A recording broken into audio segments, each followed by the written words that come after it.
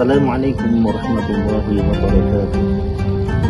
Alhamdulillah, wassalatu wassalamu ala rasulillah, wala hawla wala quwwata illa billah, amma ba'd. Subhanaka la ilma lana illa ma 'allamtana innaka antal alimul hakim. Rabbi shrah li sadri wa yassir li amri wahlul 'uqdatam min lisani yafqahu qawli. Amin ya rabbal alamin. Tidak terasa, hari demi hari, bulan demi bulan kita lalui, dan datanglah saat yang penuh dengan barokah ini, yakni bulan suci Ramadan. Faqad jaa'a syahrul Ramadan, faqad jaa'a syahrul Ramadan, faqad jaa'a syahrul Ramadan. Bulan di mana di awalnya penuh dengan rahmat, di pertengahannya penuh dengan rahmat, dan di akhir penghujung daripada bulan suci Ramadan, itqun minan nar, terbebasnya hamba-hambanya Allah yang beriman dari api neraka. Di mana di bulan suci Ramadan ini kita diperintahkan oleh Allah Subhanahu wa taala untuk melakukan puasa. Puasa dalam artian yakni saum, siyam di dalam Al-Qur'an. Kedua-duanya memiliki makna yang sama, yakni secara lughah, secara bahasa adalah al-imsak, yakni menahan. Sedangkan secara istilah adalah al-imsak anil muftirat, menahan dari hal-hal yang membatalkan puasa, baik itu makan, minum, bersenggama, mulai dari terbitnya fajar sampai tenggelamnya matahari. Maka daripada itu, di saat puasa ini tidak cukup kita menahan dari rasa lapar, haus maupun bersenggama, akan tetapi betul-betul al-imsak, kita harus menahan anil kalam, yakni dari lidah kita dengan menggunjing, dengan ghibah, dengan namimah, dengan al-yaminul ghamus, dan lain sebagainya, yang kesemuanya itu dapat merugikan diri kita, yakni batalnya pahala-pahala puasa dari Allah Subhanahu wa ta'ala.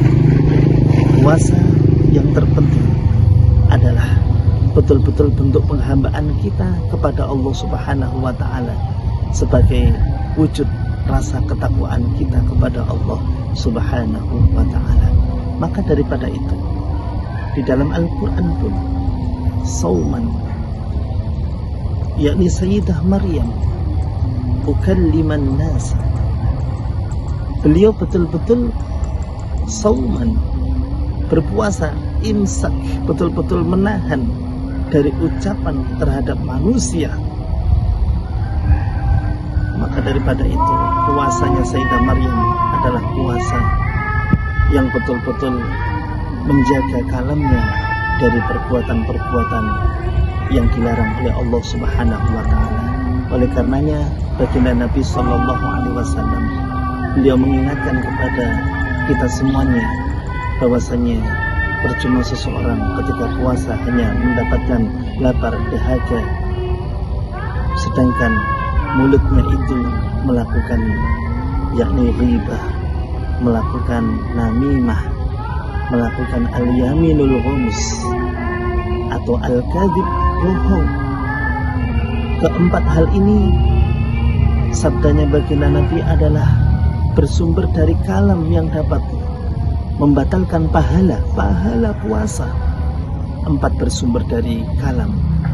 Sedangkan yang kelima adalah an-nadhru, yakni pandangan terhadap kemaksiatan kepada Allah Subhanahu wa ta'ala. 5 hal ini yang dapat membatalkan pahala puasa itu sendiri. Maka daripada itu, hikmah daripada puasa adalah yang pertama, pendidikan madrasah la'allakum tattaqun, supaya kita bisa bertakwa kepada Allah Subhanahu wa ta'ala. Yang kedua, karena perintahnya memakai munada, ya ayyuhalladzina amanu.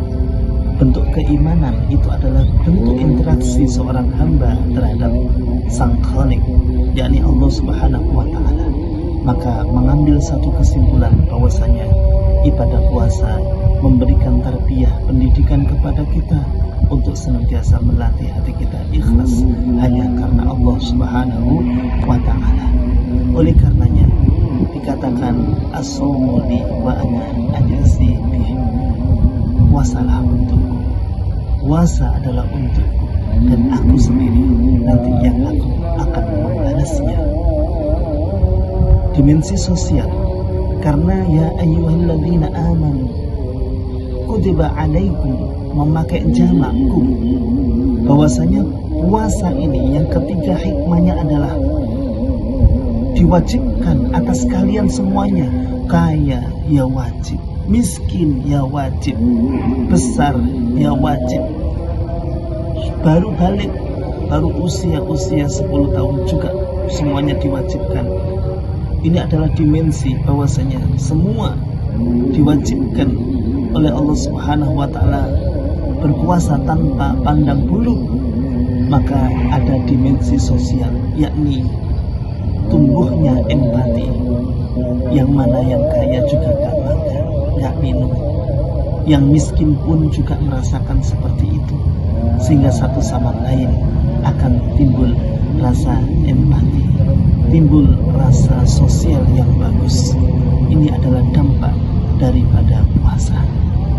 Lalu yang keempat adalah puasa mampu untuk menumbuhkan sikap kesabaran, bahwasanya puasa adalah nisfus sabr. Orang yang puasa itu adalah separuh daripada sabar.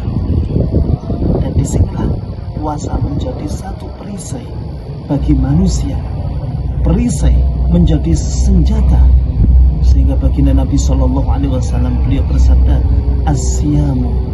asyamu junnah. Puasa adalah perisai kita di dunia, yakni dengan puasa kita melatih syahwat kita supaya kita kalahkan, kita melatih nafsu kita supaya kita tidak turutkan, dan disitulah manusia pasti akan mengarah kepada hanya ibadah kepada Allah Subhanahu wa ta'ala. Perisai di dunia yakni syahwat kita kekang, sedangkan perisai di akhirat adalah itskum minat nar, kita akan dibebaskan dari api neraka.